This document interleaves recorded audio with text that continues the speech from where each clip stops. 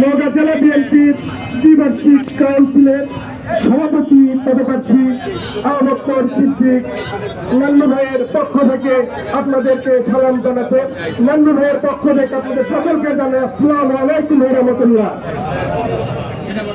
সংগ্রামী উপস্থিতি, গতকাল জেলা বিএনপির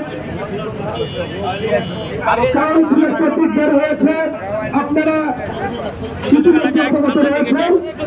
আপনাদের ভাই, আপনাদের সহযোগিতা, আপনাদের নেতা আবু বকর সিদ্দিক নান্নু ভাইয়ের মার্কা হলো আনারস মার্কা।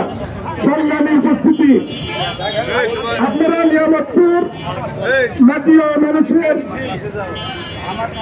নেতা মুস্তাফিজুর ভাইয়ের নেতৃত্বে আজকে এই বিজয় র্যালিতে উপস্থিত সকল নেতৃবৃন্দকে জানাই আগামী 11 আগস্ট যে দ্বিবার্ষিকী কাউন্সিল অনুষ্ঠিত হতে যাচ্ছে, এই কাউন্সিলে আবু বকর সিদ্দিক নান্নু সভাপতি পদপ্রার্থী। তো সকল ভোটারবৃন্দর কাছে ভোট পেতে এসেছি আর সকল নেতৃবৃন্দর কাছে দোয়া পেতে এসেছি। আপনারা জানেন আবু বকর সিদ্দিক নান্নু রাজপথের নেতা, আপনারা জানেন আবু বকর সিদ্দিক নান্নু নিয়ামতপুর মানুষের নেতা, আপনারা নিয়ামতপুরের মানুষও রাজপথের নেতা। সেটা হলো নিয়ামতপুরের মানুষের এবং নিয়ামতপুরের নেতৃবৃন্দের কাছে আমি বলতে চাই, আপনারা যেমন রাজপথের মানুষ, আগামী কাউন্সিলে অবশ্যই আপনারা রাজপথের নেতাকে নির্বাচিত করবেন।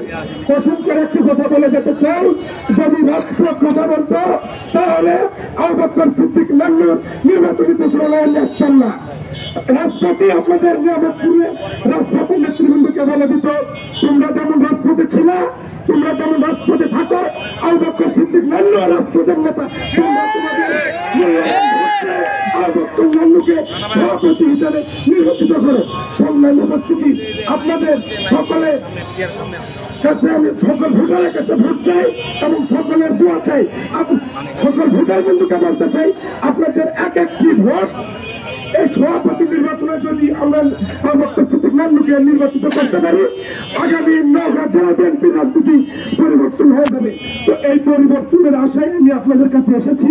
আপনারা ভোটার বন্ধুকে স্বেচ্ছাসেবক দলের পক্ষ থেকে বিনীত নিবেদন করি, অনুরোধ করি, আপনারা আপনাদের মূল্যবান ভোটটি আনারস মার্কায় দিয়ে আবু বকর সিদ্দিক নান্নু ভাইকে নির্বাচিত করবেন, নওগাঁ জেলা বিএনপিকে সুসংগঠিত করবেন, দেশনেত্রী বেগম খালেদা জিয়ার হাতকে শক্তিশালী